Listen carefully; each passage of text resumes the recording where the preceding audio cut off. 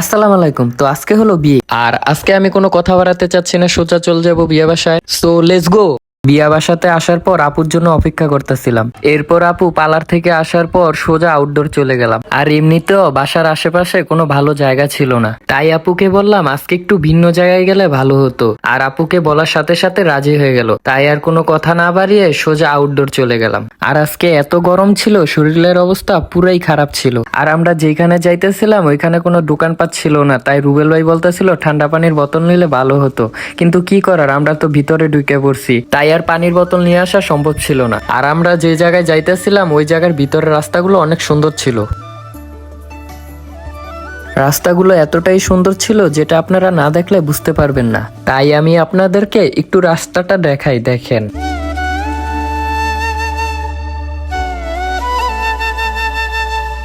তারপর এসে আর দেরি করলাম না, সাথে সাথে সেটআপ রেডি করা শুরু করে দিলাম। আর ওইদিকে রুবেল ভাই ভিডিও শটটা শেষ করতেছিল, কারণ টাইম খুবই কম ছিল। আর আমি সেটআপ রেডি করতে করতে রুবেল ভাইও ভিডিও নেওয়া মোটামুটি শেষ করে ফেলছে। আর হ্যাঁ, এটা হলো আমার সেকেন্ড ব্লগ। আরেকটা কথা, যারা যারা আমার এই ভিডিওটা দেখতেছেন অবশ্যই একটা লাইক, একটা কমেন্ট অ্যান্ড শেয়ার করতে কিন্তু ভুলবেন না, কারণ আপনাদের একটা লাইক, একটা কমেন্ট, একটা শেয়ারে আমাকে আরো ভিডিও বানানোর উৎসাহ করবে।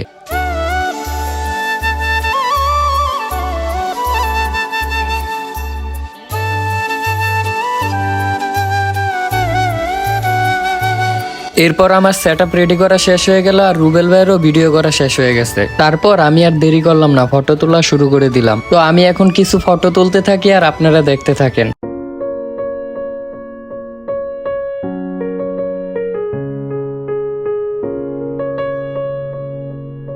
অক্টার ফ্ল্যাশটা ঠিক মতো পড়ছিল না, তাই একটু ঠিক করে নিলাম।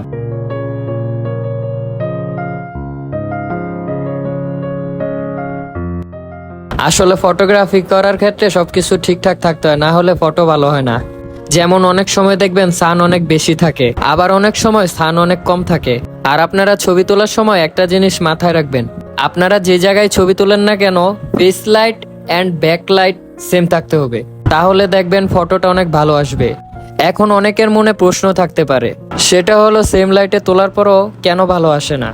ভালো না আসার কারণ হলো, আপনারা যখন সেম লাইটে ছবি তোলেন তখনকার ওয়েদারটা অনেক ডার্ক থাকে, আর তার জন্য আপনার ছবি ভালো আসে না।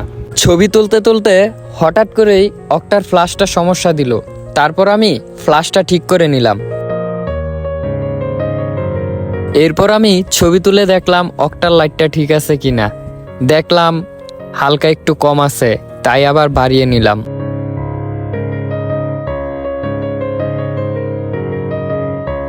আর প্রতিটা মেয়েরই স্বপ্ন থাকে তার বিয়ের ছবিগুলো যেন অনেক সুন্দর হয়, তাই আগে কিছু ছবি তুলে আপনি তারে দেখিয়ে নিবেন, যেন সে কনফিডেন্স পায়।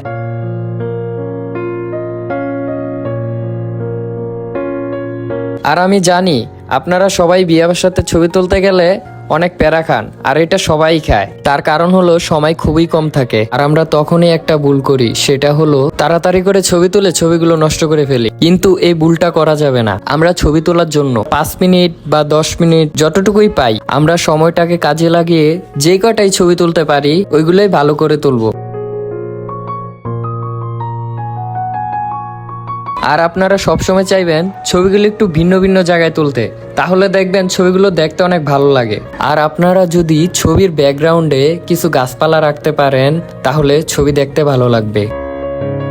ছবি তুলতে তুলতে হঠাৎ করে বাসা থেকে কল এসে পড়লো, আর বলল জামাই নাকি এসে পড়ছে। আর আমরা সবাই তো অবাক, এত তাড়াতাড়ি জামাই কিভাবে আসে। তখন বুঝতে পারলাম আপুকে সারপ্রাইজ দেওয়ার জন্য জামাই তাড়াতাড়ি এসে পড়ছে, আর তাই আমরাও ছবি তোলার জন্য বেশি একটা সময় পাই নাই। তাই আর দেরি করলাম না, তাড়াতাড়ি ছবি তুলে সোজা বাসায় চলে আসলাম। বাসায় এসেই দেখি গেটের সামনে দাঁড়িয়ে আছে জামাইয়ের বাড়ির লোকজন আর জামাই। এরপর তাড়াতাড়ি করে বাসায় যে শরবত, পানি, মিষ্টি এসব নিয়ে আসলো। আর এরপর গেটে কি কি হয় সেগুলো তো আপনারা জানেনই, তো দেখতে থাকেন কি কি হয়। আমাদের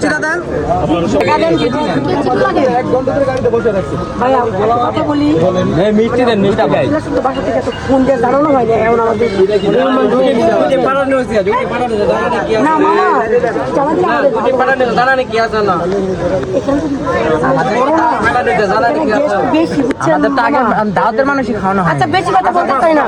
তো এটা ছিল আমার সেকেন্ড ব্লগ। কেমন লাগলো অবশ্যই জানাবেন। এই শ্যুটটা তোমাদের কেমন লাগলো অবশ্যই জানিও। আর এই রকমের ভিডিও তোমাদের যদি ভালো লাগে থাকে সেটাও কমেন্টে জানিও। আমি চেষ্টা করব আরো এরকম ভিডিও বানানোর জন্য।